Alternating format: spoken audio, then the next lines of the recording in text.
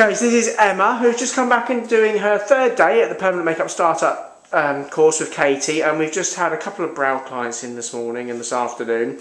Now, Emma, just refresh our memory. So you're from a completely non-beauty background, aren't you? Yeah, banking, financial services. Financial services, and obviously you came and did the first 2 days a little while ago. You've had a little bit of a gap, and then you're back for the live model training. So obviously in that period, you've actually been very busy, haven't you? So what have you been up to? I've done all my practice. I've done my salon, I've done practicing, I've had my 9 to 5 job, but I knew that to be able to come back here and be really ready for it, I needed to still put in all of the work. So I've been making sure that every evening I've been practicing. So I've used the skins that you gave, doing some microblading and needlework as well.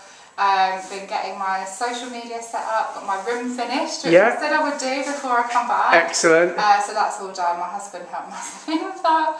So yeah, ready to go really. And you've been working on the sort of client packs, you've actually put together your own personalised packs for clients as well, haven't you? Yeah, did some aftercare packs with what to expect as well. So just so that they are aware that what happens next with it. Excellent. So you've done lots and lots of preparation work, obviously, in the gap between the two types of training. And we've actually just come and you've just done your first couple of brows now. Yes. So how were the first ever treatments? Incredible. Like it makes such a difference going from practicing on latex to practicing real people, and just seeing the difference and how happy they are after they've had it done. Because we've had like a top up who wanted to go bigger, and then we've had someone who's never had the treatment before, was really apprehensive, and then at the end of the treatment said, oh, can you do a bit more, can you do a bit more? So actually just seeing them walk out with the smiles on their faces has just been amazing, and just absolutely buzzing to be able to go out and do it myself. Yeah, well, brilliant. It shows like the hard work pays off because you've been so prepared.